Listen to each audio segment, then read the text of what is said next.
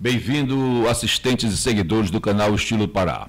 Hoje nós temos a grata satisfação de receber Maurício Matias, um comandante de avião, da aviação civil, formado nos Estados Unidos, operou durante muito tempo toda a América Latina, Argentina, Paraguai, Uruguai, Chile, todos esses voos ele fez. Já operou também na operação civil em garimpos, tá, ao longo de toda a nossa Amazônia. Tá? Então, ele tem uma vasta experiência na aviação civil. E fora a situação toda de conhecimento, porque hoje ele é instrutor de novos aviadores, na formação de novos aviadores. Então, nós temos essa grata satisfação de entrevistar hoje o Maurício.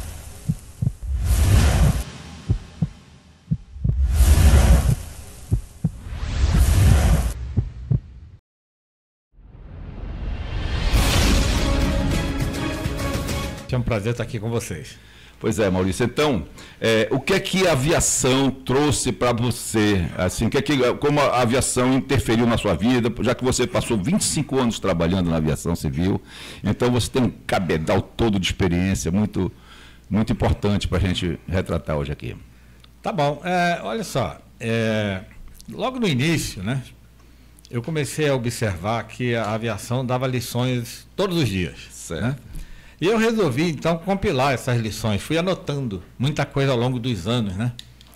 E a primeira lição que eu recebi lá nos Estados Unidos, quando eu estava fazendo o meu primeiro voo solo. O voo solo, para quem não sabe, é aquele primeiro voo que você vai voar sem ninguém no avião, só você, né?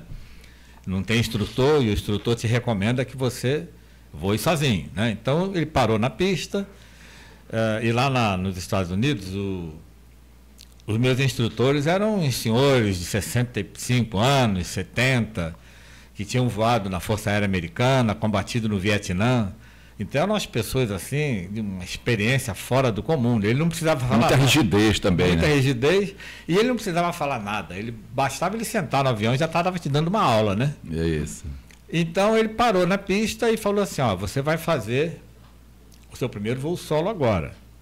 Para quem já passou por isso, sabe a importância que é, né? Que a gente fica extremamente ansioso, nervoso, porque afinal é a primeira vez que você vai assumir o comando de uma aeronave sozinho, né?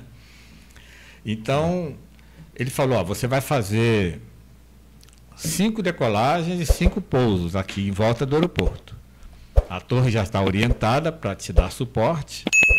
Só queria te dizer uma coisa, você faça tudo certinho, não invente nada, siga as nossas regras que você aprendeu, porque se você inventar alguma coisa e der algo errado, para nós não vai ter problema nenhum. A gente recebe o seguro do avião, junta os seus pedacinhos numa caixa de madeira e manda para o Brasil, né? E aquilo, para mim, foi a primeira lição que eu recebi de quê? De comprometimento, de organização, de disciplina. Aquilo ficou marcado na minha vida, né? Porque eu falei, não, peraí, eu estou recebendo lições toda hora, todo dia, e eu tenho que anotar isso, né? Então, ao fim de alguns anos, eu tenho uma lista de 19, digamos, comportamentos que a aviação exige de você. Certo. Né? Então eu fui anotando. A primeira foi essa, né? Que jogou no meu colo uma grande responsabilidade, né? Uma grande, assim, aquela sensação de respeito pelas regras. Isso, né? é verdade. Né? Quer dizer, então hoje não cabe, hoje não, sempre não cabe para uma pessoa que seja acostumada a desrespeitar regras partir para essa carreira de aviação civil. Olha, não é verdade. Você está falando, o que você está falando tem fundamento, mas é o seguinte: eu acho que tudo dá para aprender. Certo. Você pode se reciclar, né? É claro que com esse comportamento você não vai se dar bem, principalmente porque você está sendo avaliado o tempo inteiro. Tem sempre alguém de olho em você, prestando atenção em tudo que você faz. Seja você mecânico, comissário de bordo, piloto, atendimento de balcão, todo mundo é responsável pela segurança de voo. E está todo mundo sendo observado. Se você não faz aquilo com garra, com vontade, com amor, e a aviação, em qualquer área da aviação, se você não fizer com amor, você não faz. Porque a cobrança é muito grande, né? Então eu acho que... Você adquire isso na aviação, né? Trabalhando nesse meio de aviação, você adquire todas essas coisas. Então, você assim, por exemplo, você é resignado. Ou seja, para você não tem sábado, domingo, não tem nada, não né? Tem. Né? Você não pode programar nada, obviamente Natal, que tem. Ano novo, isso, não tem. Isso. Então, acima de tudo, a aviação, eu imagino assim, que seja uma coisa de extrema responsabilidade e dedicação da pessoa. Total. Entendeu? Total mesmo, porque você não pode, por exemplo, nas horas de descanso, quando você tem um voo internacional, você passa aí 6, 7 horas dentro de um avião desse, você tem que descansar. Claro. Né? Porque eu imagino ali, não sei, mas ali a cabine de comando, ali tem várias coisas que você não pode ter o mínimo de desatenção com aquilo, né? É verdade. Várias informações e tudo. E o que a gente chama disso é autocuidado. Isso. Né? E nós todos da aviação lutamos muito para regulamentações que facilite a vida da gente. Mas não adianta nada ter regulamentação, não adianta nada as empresas cumprirem uma regra suave para nós, se a gente não cumpre a nossa regra pessoal. Verdade. Né? Então, se você não cuidar da sua saúde mental, da sua saúde física, se você não estiver em equilíbrio, fica muito difícil você conseguir executar a sua função adequadamente. Né? Em que pese, eu percebo também, cada vez mais, a importância sempre do comando, dos comandantes e tudo da aviação, mas hoje os voos, você tem que ter a sua expertise aí na decolagem e no pouso.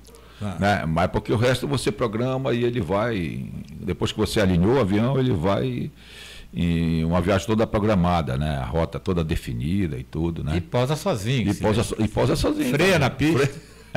Então dá para você ver, né? Mas ninguém vai ninguém vai encarar uma viagem sem piloto, sem comandante.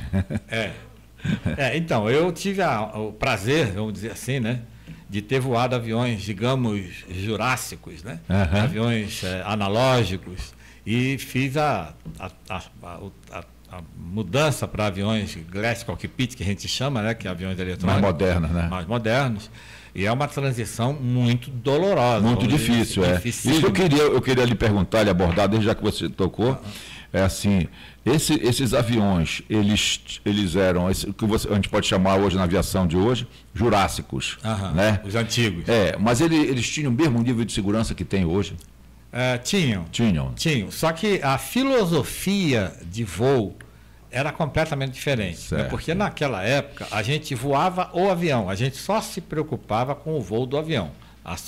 A maior parte do seu tempo era dedicado ao avião. Muito porque muitos nem tinham piloto automático. Sim, você tinha que estar o tempo inteiro ligado nele. Né? Certo. Você tinha que estar o tempo inteiro interpretando aquilo que ele estava fazendo. Hoje, a gente é mais um gerenciador. Certo. A gente gerencia. Porque tudo que vai acontecer no avião, ou que acontece, ele avisa para a gente. Avisa, diz as regras, diz os procedimentos que tem que fazer.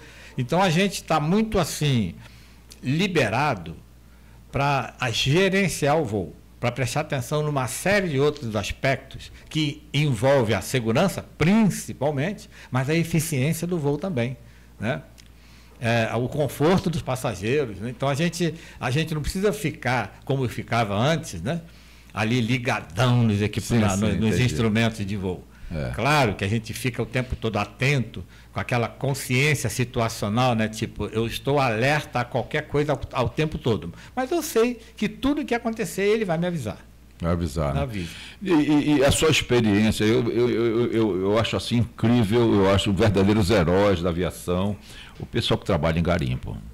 Voei em garimpo. Você voou em garimpo, né? Tem bastante tempo. Então, é uma coisa assim que é complicada.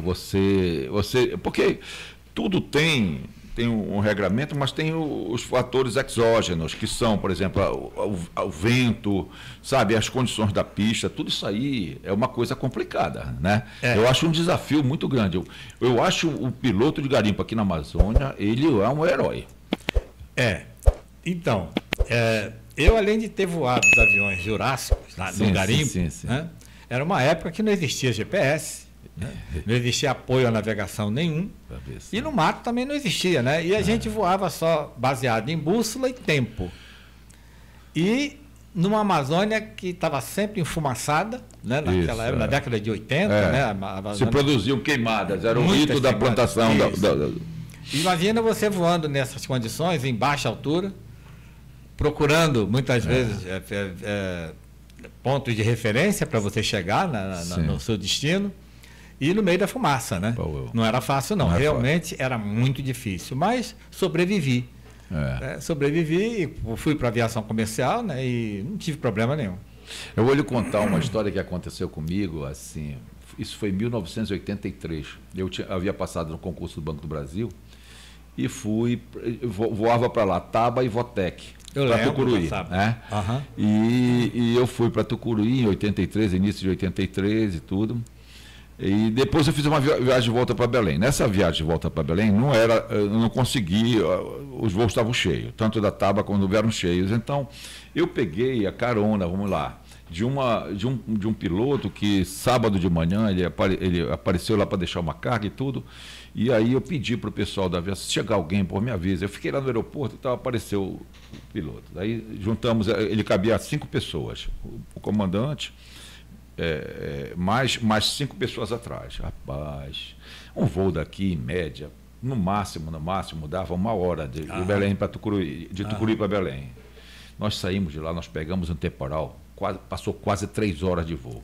E eu experimentei todas as sensações possíveis que o cara fazia, ele dava o comando e o avião ia assim, era bem um avião leve, bimotor, sei lá. E ele caía assim. Aí eu digo, é agora que a gente vai, né? Aí ele chegava lá embaixo, e aí o vento dava, uma tempestade de manhã, uma coisa fora do comum. Eu sei que, final da história, nós passamos umas 2, quase 3 horas para chegar em Belém, no Aeroclube, para pousar no Aeroclube. Todo mundo tinha baldeado já, sabe? Assim, dentro do avião. Foi uma coisa assim, fora uma experiência assim que eu digo, não, se eu já não caiu dessa vez, comigo não cai mais. Eu estou livre de um acidente aéreo. Porque tive muito próximo de acontecer isso aí. Então, assim, eu fico, como eu digo assim, a Amazônia aqui, e operando só na base do GPS, sem esse controle todo eletrônico, é muito complicado. É muito complicado, entendeu? É por isso que eu digo sempre, acho o pessoal da aviação civil, principalmente a aviação de pequeno porte, são verdadeiros guerreiros que operam aqui na Amazônia. São heróis. Mas o que você está falando, desculpe interromper, assim, a gente não pode acusar ninguém de nada, falar nada, né? Sim. Mas assim, de um modo geral, essas situações são todas previsíveis e evitáveis. Evitáveis, né? Isso, o melhor é evitar. Essa é uma das principais funções da tripulação, né? Entendi. É evitar o problema e não enfrentar o problema. Sabe lá se ele sabia da previsão do porque no meio da viagem ele pegou um torrencial que o vento dava e a turbulência toda, ele enterrava o avião assim, ia fazer aquelas viagens assim.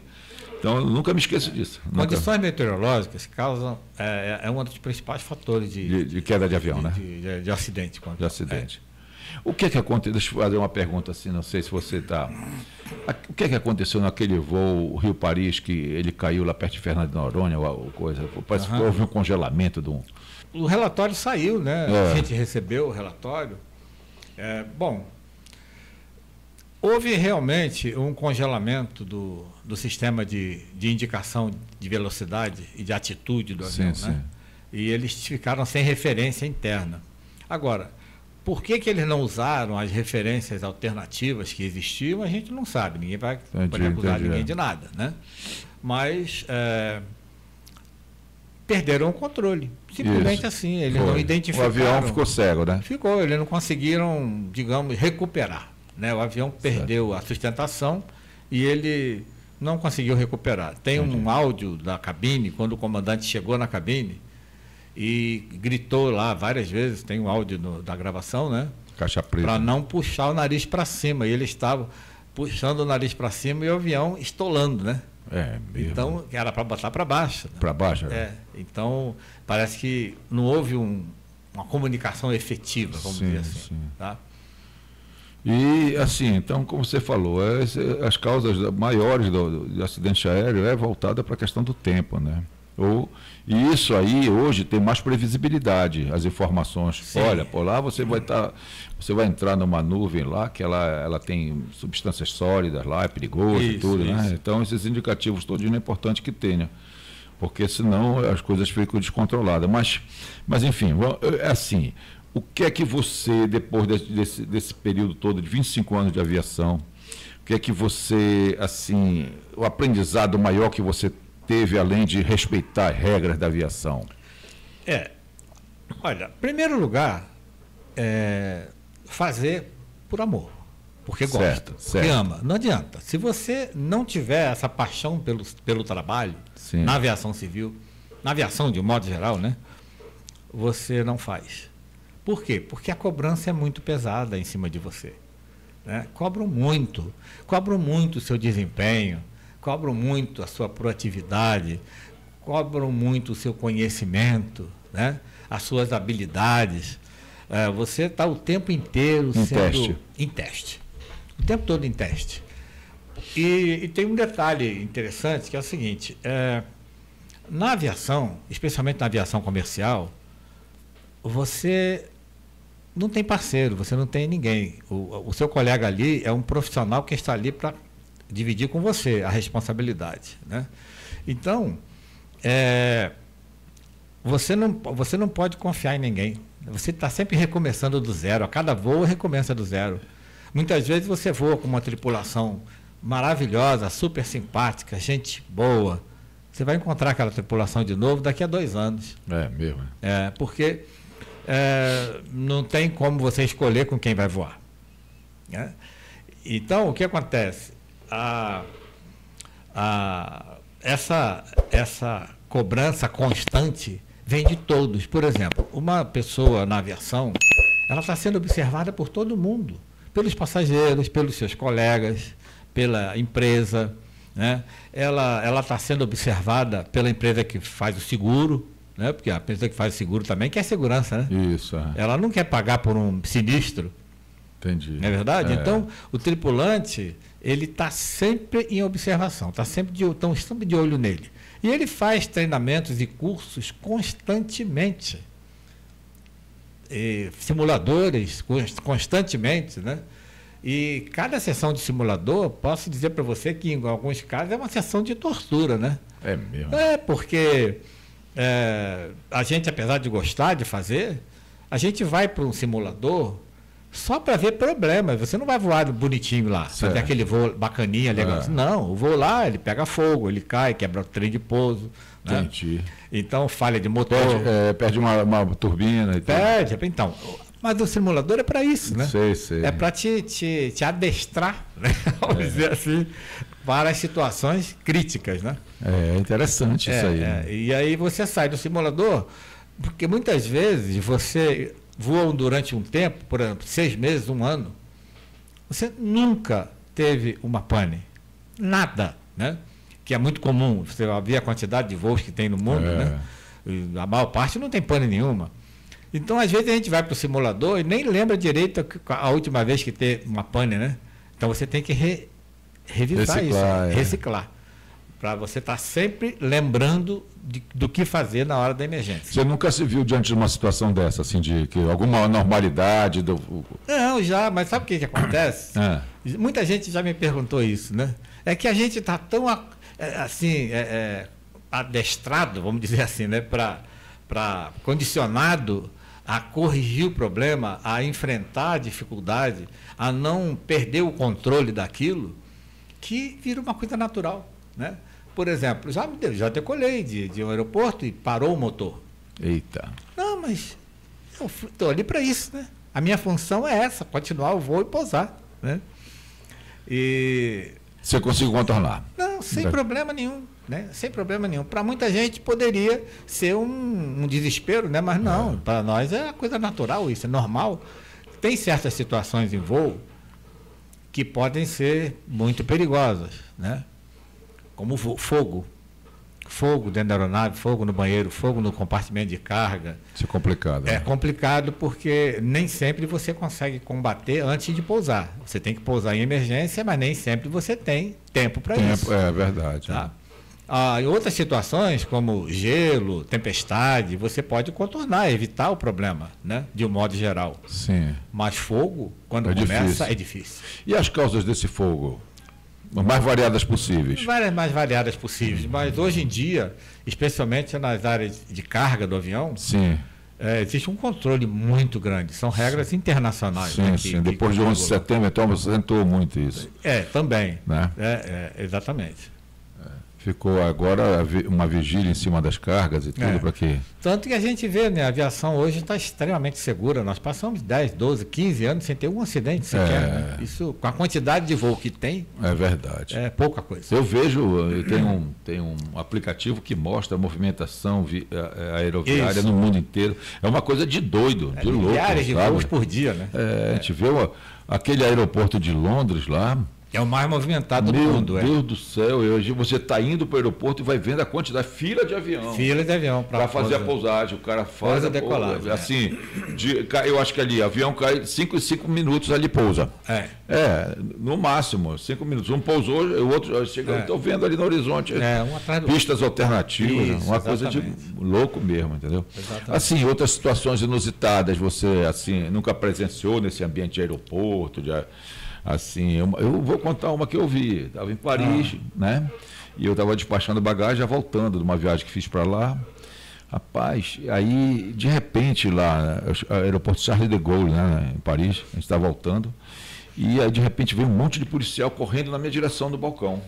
Eu digo, o que foi que eu fiz? E eles vieram passando aquela fita amarela e preta, assim. Aí eu cheguei e falei com a nossa guia, que era a Alessandra. E eu disse, o que está acontecendo? Ela pegou e disse assim, não, ela foi lá, conversou com um cara, um policial e tal. Não, afasta, evacuar, tem que ser evacuada a área. Tem uma pasta, daquele estilo presidente ali no coisa aí. E ela é suspeita. Porra, meu irmão, nós saímos para trás, para o lado de fora do aeroporto. Não demora muito, essa pasta explodiu. Era Sério? Uma bomba, quebrou um bocado de vidro lá, sabe? Uma coisa, sabe, assim. Então... É interessante também como os caras também estão monitorando, estão vendo, sabe? O cara passou, largou a basta lá em cima e foi embora, né? Isso aí é para causar um atentado. Então eu já vi uma situação dessa, né? Uma explosão de uma pasta, presidente, bem botaram assim no vão, no corredor assim, do aeroporto e os caras logo detectaram, a polícia veio rápido, correu. Sorte que não explodiu logo. Né? Esse gerenciamento de segurança operacional é muito complexo, né? Porque começa muito antes do voo. Isso. Sabe? Então, os aeroportos, por exemplo, eles estão o tempo inteiro monitorando isso, né? De olho em tudo. Né? E essa área de aeroporto, nessa área de segurança aeroportuária é muito complexa. Para evitar que alguma coisa chegue no avião. Né? Eu já vi também aqui em Miami um check-in do voo de Israel. O nosso check-in geralmente passa 1 hora lá e tal. Ei, esse aí passa 3 horas, eles vão abrir tudo quanto é mala, tudo. Sabe, eles fazem uma vistoria minuciosa, cachorro em cima, aquela coisa. Nem confiam totalmente no raio-x, né? Não, eles abrem a mala de todo mundo. Eu vi assim pessoalmente, eu digo, eu vou aí para Israel. É isso mesmo. Tudo, entendeu? Então eles vão lá e fazem aquela verificação absurda. Não, é a segurança que eles têm que ter mesmo. São frutos de atentados de todo tipo de jeito, né? Até mesmo o que é servido a bordo hoje é tudo cuidado, monitorado para evitar o uso inadequado, né? Isso. Por exemplo, já aconteceu comigo uma briga generalizada dentro do avião. É mesmo? Já, tivemos que pousar em emergência. Foi mesmo? Foi. Os passageiros começaram a brigar, daqui a pouco tinha 20 passageiros brigando lá dentro. A porrada quebraram tudo, jogaram bandeja de comida tudo por os ares lá. Imagina se tivesse faca de aço. Meu Deus do céu. Né? É que não tinha, né? Então, não tinha garrafa de vidro, nada disso, mas o pau comeu. Tivemos que pousar em emergência. Para te ver, né? Então, exatamente. Essas coisas aí são um lado inusitado. Mas assim... Você ficou rico de aprendizado nessa função, né? Muito. E o que eu sempre recomendo é o seguinte, serviu para mim logo depois, né? Que todo esse aprendizado na aviação, você aplique na sua vida pessoal. Isso. Porque o que acontece? eu comecei a entender o seguinte: a aviação é uma das atividades que mais evoluiu no mundo. Certo. Tá? E ela tem algumas razões para isso. Certo. Eu pensei, e se eu usar esses princípios da aviação para mim? Eu não Certo. posso evoluir também? Pode, lógico. Não é? É isso Pode que ser eu- um canal, um Então, despertar, né? Inclusive, eu tenho uma palestra que eu faço para os meus alunos da faculdade, que o nome é o seguinte: Aviação, os desafios da aviação. O que eu aprendi. Né? Então, o que eu faço? Eu estimulo o aluno a entender os princípios da aviação e aplicar na sua vida pessoal. Porque não adianta nada você ser uma pessoa aqui e outra lá. É. Você tem que ter uma unidade só. Incorporar essa. Incorporar aqueles princípios que Certo. fizeram a aviação evoluir. Né? E tem vários deles. Eu anotei 19 ao longo desse tempo. Legal. Mas tem outras coisas também, sabe? Mas assim, disciplina, organização, tá?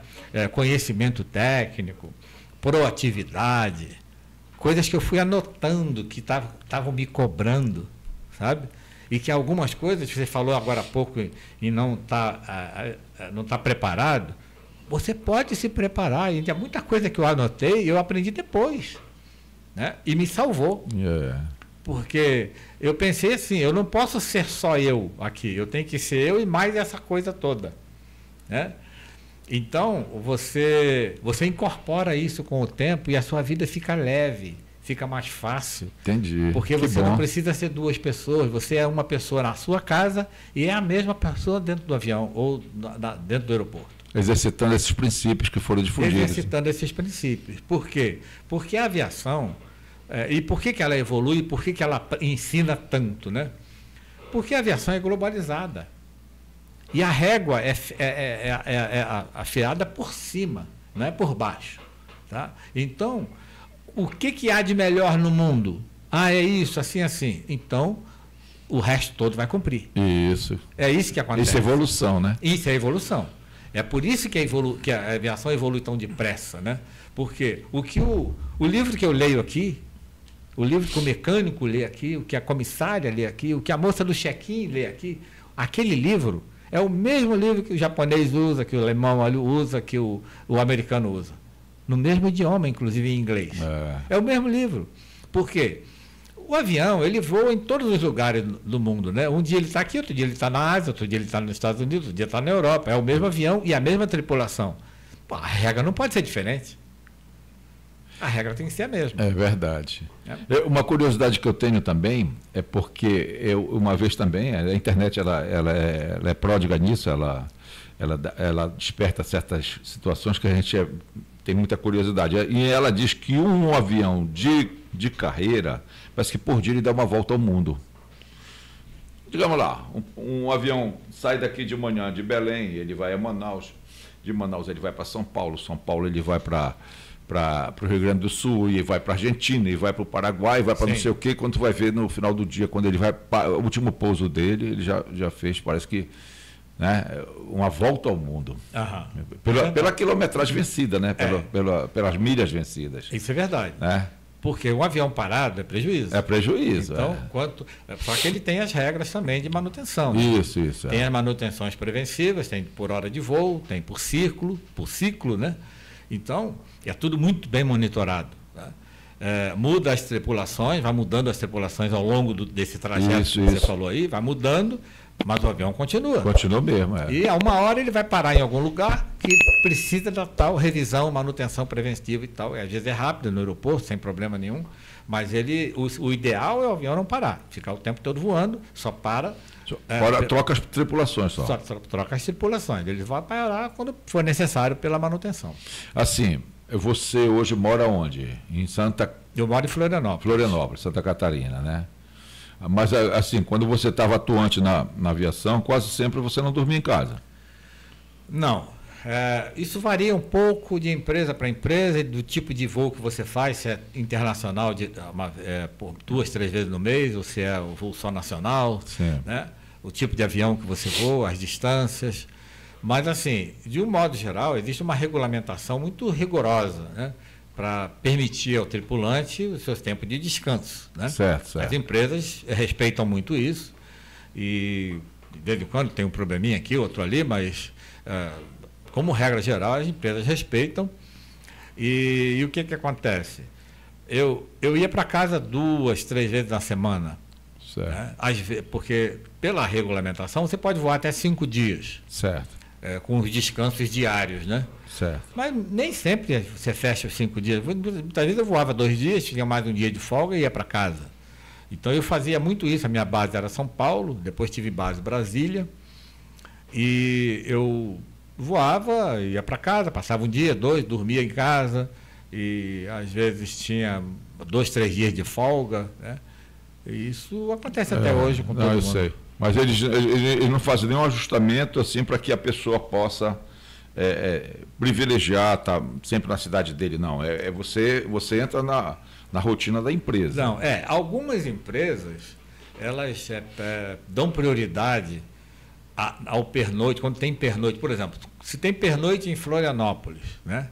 Ela dá prioridade que eu faça o pernoite em Florianópolis, porque aí eu vou para minha casa, isso. É bom para mim, e ela não paga o meu hotel. É né? verdade. Entende? Então, mas isso depende de empresa para empresa, tá? Certo. Isso acontece sim. Acontece inclusive empresas que colocam casais, né, marido e mulher, no mesmo voo, né, para fazer o voo juntos. Né? A empresa decide por ela mesma. Assim, qual foram as empresas que você trabalhou assim, efetivamente? Você se aposentou na Latam, né? Aposentou na Latam. Na Latam. Mas trabalhou antes em quais outras? Eu voei numa empresa, eu voei nos Estados Unidos, né? Na Soleil Aviation, isso foi na década de 80. Certo. Aí fui para o Garimpo, voei na TAIL, lá no Garimpo, né? Com a minha base era Santarém. Aí voei na selva amazônica toda aí, naquela época, né? Porque não tinha nada, era só bússola e tempo. E saí de lá, eu fui voar na TAM, que era a TAM antiga, né? Que a minha base era Belém, aí voei aqui em Belém, nessa base aqui, depois fui para São Paulo, onde eu voei na TAM, na TAM direto lá em São Paulo, né? Depois virou Latam e foi quando eu me aposentei. Aí depois eu fui voar numa empresa em Brasília, onde a gente participou de um projeto da construção, da montagem da empresa. E fui voar a empresa, um avião, um A300, um Airbus A300, e que a gente fazia carga aérea. Certo. A chamada externa linhas aéreas. Aí, depois disso, eu participei de alguns outros projetos de montagem de empresa, mas eu preferi, estou dando preferência até agora, em dar aula na universidade, na faculdade. Formando novos aviadores. Formando novos aviadores, isso mesmo. Assim, eu tenho visto assim empresas sólidas, vamos se lembrar da Varig, né? Aham. Empresas sólidas que trabalhavam com ajuste organizacional, mercadológico, sabe? E elas não suportaram, porque você vê a manutenção do avião, o pessoal todo que trabalha em aviação é um pouco mais caro, porque tem que ser mesmo, porque é mais qualificado. Sabe, às vezes leis trabalhistas e tudo, aquelas exigências que tem, e como você diz, é uma linha reta, que é em todos os lugares a mesma coisa, mesmo procedimento e tudo naquela questão. Mas eu vi várias Transbrasil, vi várias empresas falindo.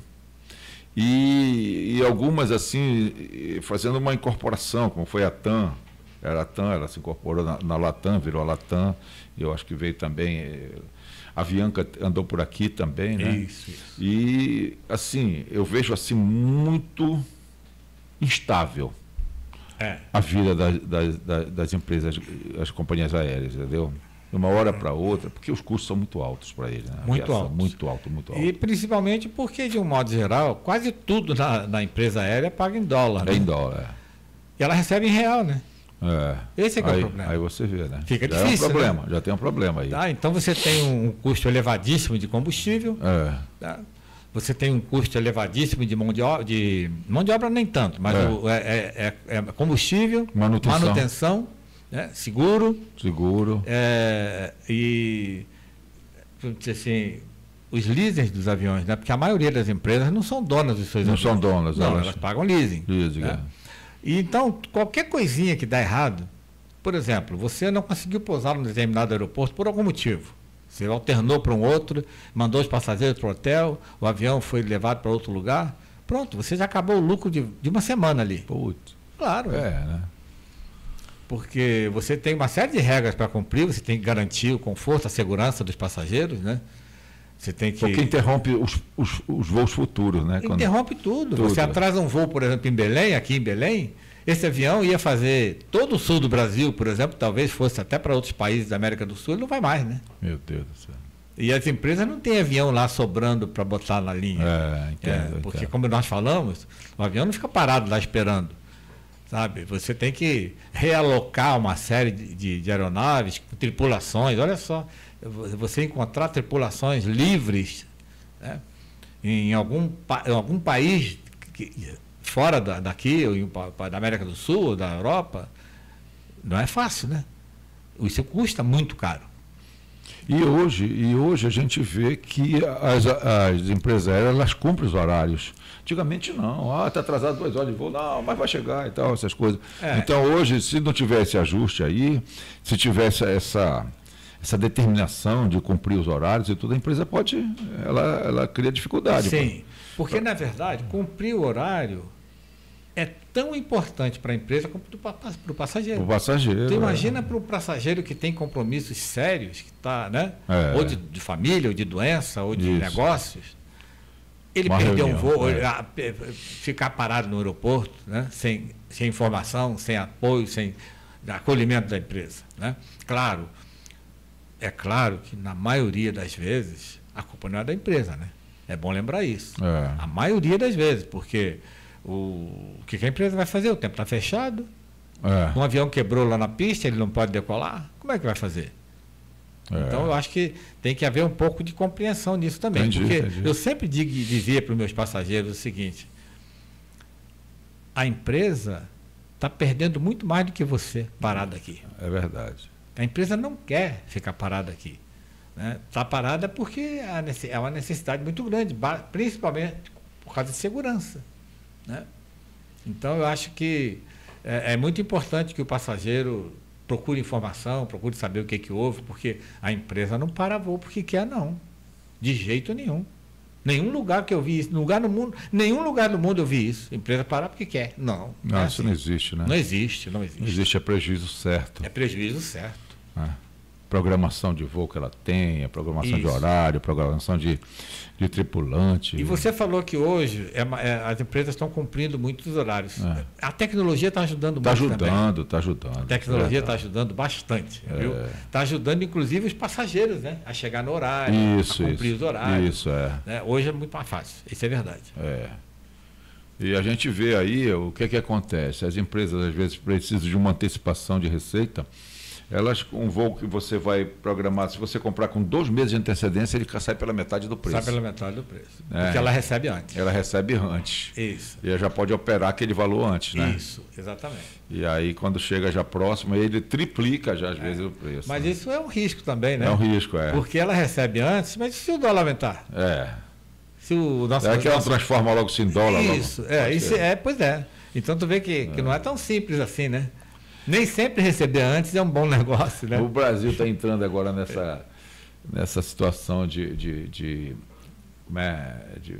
penalidade, né? de sanções lá, pô. Eu fico imagina, pô, todo o nosso sistema de aviação aérea, ela é conduzida pelos Estados Unidos, pô, entendeu? Tudo. Então, de repente, se houver uma sanção mais forte, complica a vida toda nossa aqui. Complica. Muito. Complica, sim, Porque, na verdade, apesar de a gente ter iniciado a aviação com o nosso grande Santos Dumont, né? Sim. O americano não foi. Acho que não foi. Irmãos Wright. Foi mesmo, rapaz. Lá nos Estados Unidos, ele nem sabe o que é Santos Dumont. Não sabe o que é. Não adianta. Você pode. Lá, meus colegas lá perguntavam, eles Santos Dumont, não sei quem é, não. Então, mas a aviação realmente dominante no mundo é a americana, né? Os Estados Unidos, sem dúvida nenhuma. Eles têm um potencial fora do comum, né? Muitos investimentos, muito investimento. muito tempo ali determinado. E, de certa forma, toda a estrutura mundial fica a favor deles, né?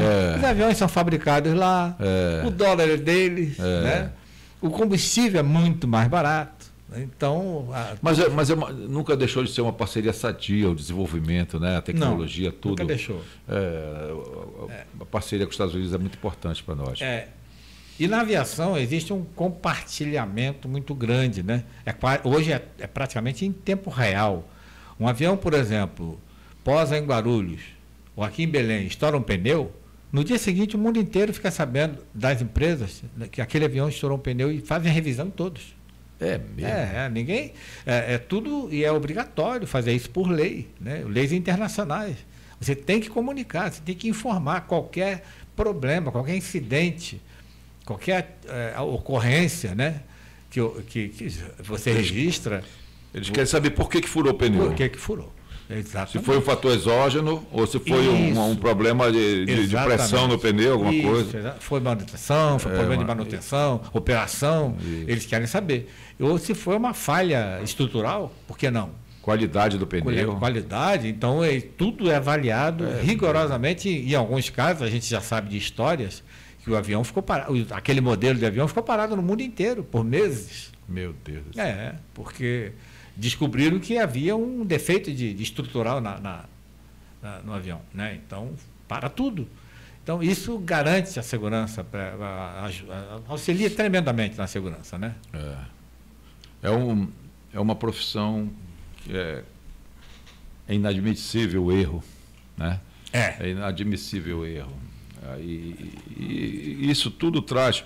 Quando você trabalha em busca de uma autonomia assim de perfeição, como você falou, isso serve para a vida da gente também, entendeu? A gente trabalha para minimizar o máximo possível os erros. Então, você começa a trabalhar nesse sentido, isso é muito importante para você balizar a sua vida também, fazer suas avaliações, fazer as suas correções e tudo, sabe? Imediatas, como são no caso de um evidente acidente desse. Os caras já estão avaliando porque é rápido, tem que ser rápido, porque tudo é a questão da segurança, né? Por exemplo, olha, eu vou citar uma situação que eu anotei aqui, foco na segurança. Alguém vai dizer para mim assim, peraí, mas todo mundo tem que ter foco na segurança. Tá bom. Aí eu te pergunto, todo mundo tem foco na segurança? Não tem. Principalmente o brasileiro. Mas se quem trabalha na aviação não tiver foco na segurança, ele não sobrevive. Né? Ainda leva muitos com ele. É verdade. Né? Então, quando eu anotei essas coisas, esses pré-requisitos, vamos dizer assim, não é que eu deva ter, não, eu sou obrigado a ter. Você foi treinado para isso, já incorporou no teu método de vida. E por que você não aplica para ti? Né? Por exemplo, hoje, em função disso que eu aprendi lá, eu não admito tomar uma bebida e sair dirigindo. Tá? Certo. Mas tá bom, mas eu faço. Bom, isso é problema de cada um. Eu aprendi na aviação que não se faz. Não se faz. Que isso garante a sua segurança e a dos outros, né? Então, é uma coisa, por exemplo, que eu incorporei para mim. Quantas vezes eu vou para casa de alguém, eu vou numa festa, eu vou de aplicativo ou de táxi. De Uber. Porque eu quero tomar minhas coisinhas lá e eu vou voltar tranquilo para casa. É importante isso. Então, tu quer ver um outro item? Conhecimento técnico, né? Tem muitas profissões que você pode fazer com conhecimento meia boca. Você pode aprender ao longo do tempo, né? Na aviação não, cara. Para você entrar lá e operar, tu tem que saber tudo. E bem. Tem que dominar. Entende? Como eu estou te falando, vão cobrar isso de você. Né? Se você não tiver amor pelo que tu está fazendo, você não vai conseguir. Não faz. Né? Tem uma série de coisas. Por exemplo, disciplina e organização. Uma vez um aluno falou para mim, mas professor, isso aí serve para qualquer um, para qualquer profissão.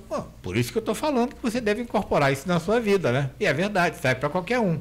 Mas eu te pergunto, qualquer um faz? Não, não faz. Mas na aviação, se você não fizer, tu não sobrevive.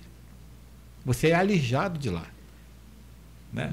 Se você não tiver o perfil adequado, você cai fora, porque tudo isso vai afetar uma coisa só na aviação: segurança.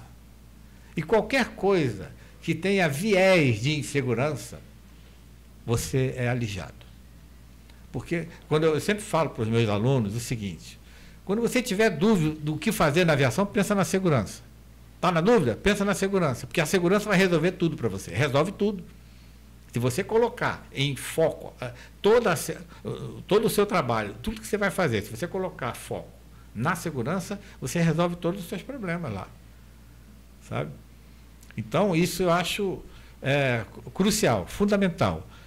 Você pode não ter essas características todas na sua vida, em qualquer profissão que você escolher, mas na aviação você tem que ter. Porque vão cobrar. Às vezes uma desatenção, né? Porque você, quando faz o planejamento de voo lá, imagina você dentro da cabine lá, olha só o que aconteceu com o avião da VASP, naquela vez com o Garcês, né? O Garcês. Diz que era um excelente piloto, com várias horas de voo, milhares de horas de voo e tudo, um cara bom e tudo, mas ele foi desatencioso, porque, por exemplo, vamos lá, será uma coisa assim, a rota que programar era 420, digamos. Mas vamos ser mais direto, né? A rota que ele ia fazer era 027. 027, pronto, 027. Parece que ele botou 270. 270. Né? Só que no visor dele aparecia 0270. Eram 4 dígitos. Tá? E ele, ao invés de ler os 3 primeiros, ele leu os 3 últimos. Aí ele botou 270, saiu exatamente a 90 graus.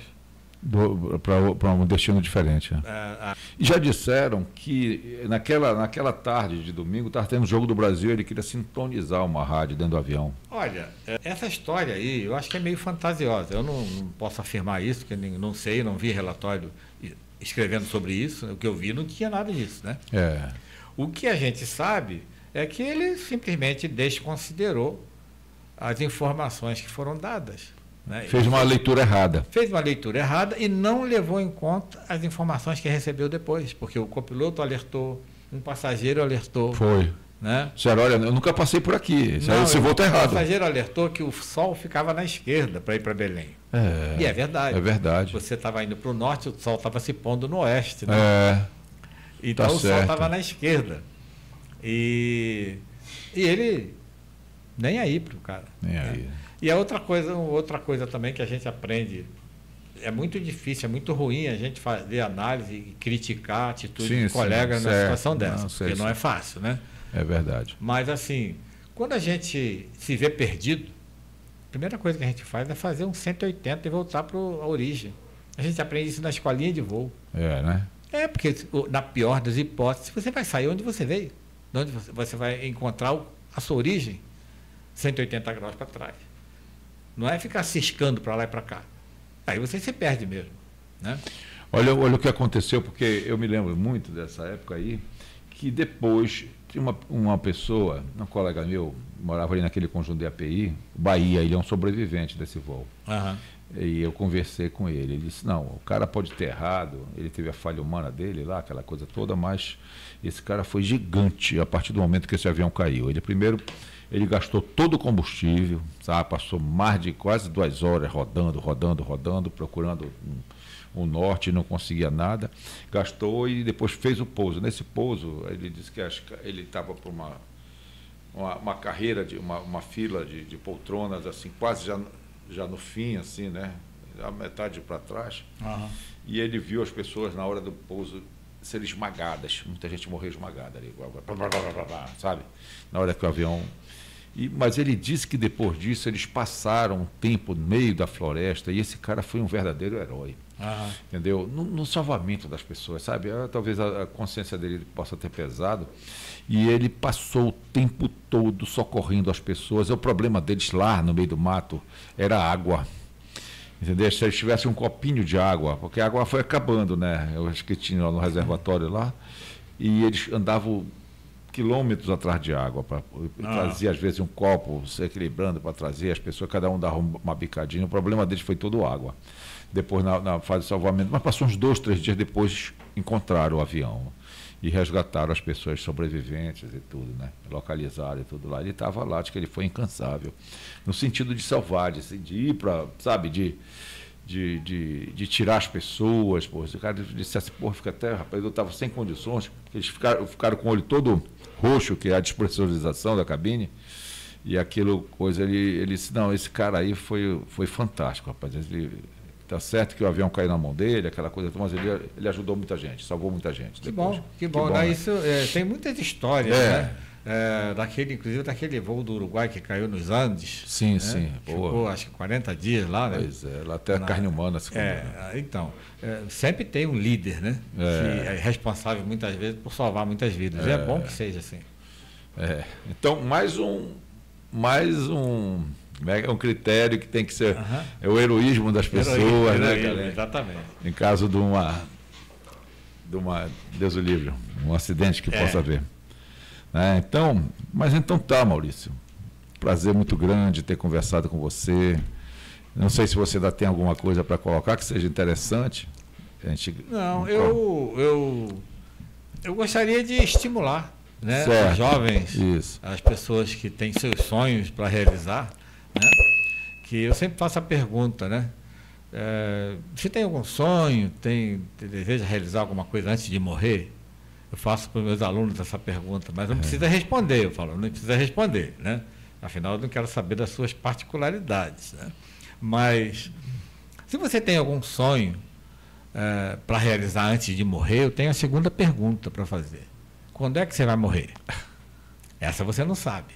Você sabe o sonho, quando você vai morrer, você não sabe. Eu pergunto, por que você já não começou?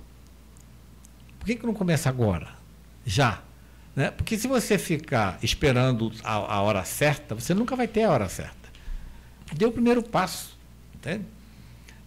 Então, eu acho assim, eu conheço muita gente que sonhou em entrar na aviação e não fez. Não fez por falta de atividade mesmo, não agiu. Não foi proativo, né? Não foi proativo. Então, eu sempre recomendo, porque em alguns casos, eu vi as pessoas alegarem que não tinha dinheiro. Eu não tenho dinheiro, custa muito caro. Não é bem assim, né? Você pode perfeitamente ajustar no tempo isso. Tá? Você não precisa ter aquele dinheiro todo na mão para fazer de uma vez só. Faz devagar. Eu fiz assim. Né? Curso de piloto e tal. Devagarinho, faz o curso teórico, vai estudando, vai passando vai vencendo batalhas. Vai fazer a carreira, né? Vai fazer, exatamente, porque são muitas etapas. Sim. Se você vence cada uma, fica muito mais tranquilo. Né? Não fica esperando que você vai vencer a guerra toda lá no fim de uma vez só. Não, faz devagar. Né? E todo mundo tem condições de fazer. A primeira coisa que você tem que fazer é fazer pesquisa, procurar saber o que é necessário, os exames de saúde. Né? Você vai fazer os exames de saúde, pesquisa quais são os exames que tem que fazer. Isso. Passou nos exames de saúde, você já conseguiu 50%. Que é uma das coisas que mais reprova é a saúde. O exame de saúde? É o exame de saúde. Exatamente. Visão, tudo assim, né? Tudo. É um check-up completo. Porque isso não depende de você, né? Não depende de você. Agora, o esforço para correr atrás, aí depende. Estudar, entender, fazer, realizar. Se dedicar, né? Dedicar, isso aí depende só de você. Ninguém vai fazer por ti. Tá? Então, eu incentivo. Hoje em dia tem muito material à disposição, tem muitas faculdades à disposição. Né? E a demanda em cima dessa carreira de aviador civil, tem demanda bastante? Tem. A oferta a gente sabe que tem, todo mundo está precisando fazer reciclagem, essas coisas todas, né? Mas aí eu vejo assim, será que os jovens estão se direcionando para isso? Eu acho que falta muita informação, acho que falta informação. As escolas as faculdades deveriam investir um pouco mais na divulgação. Isso. Mas não é só na divulgação do incentivo, é divulgar os custos, as dificuldades, os problemas, dar um roteiro, sabe, para as pessoas que querem começar. Eu acho que tem muito a fazer. Eu dou aula em faculdades que se preocupam com isso. Nós temos uma demanda boa. Muitos alunos começam e infelizmente não conseguem, porque às vezes perde um emprego, perde um familiar, né? Entendi. Ou fica doente por algum motivo. E isso são impedimentos. Isso aí a gente tem que admitir que são impedimentos, né? E hoje nós temos inúmeras escolas de aviação, faculdades, que é lá no sul, principalmente, né? Aqui tem, no norte. Mas as escolas, as faculdades são em EAD, ensino à distância. Você pode fazer de qualquer lugar. Entendi. Sabe? Você só isso da graduação, não. Mas vai chegar uma hora que você tem que sentar no banco lá para poder... Olha, não? 1 a 2 vezes por ano você tem que ir lá para fazer umas provas, né? E fazer os cursos, os treinamentos práticos no aeroclube, próximo da sua casa. Todo o estado, o país inteiro tem, qualquer estado tem.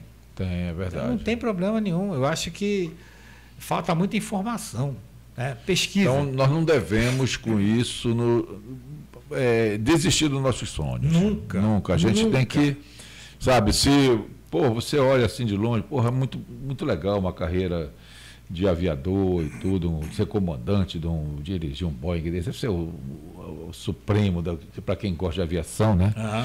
Tem outros que já não querem, mas querem uma aviação militar, pilotar um caça e tudo, né? Bem.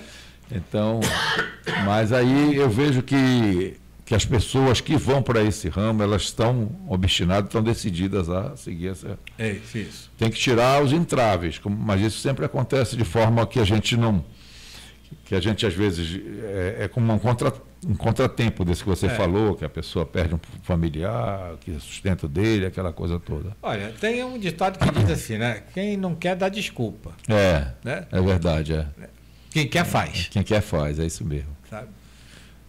Tudo são ensinamentos, né? Que essa vida, quase uma vida militar que você tem aqui, né?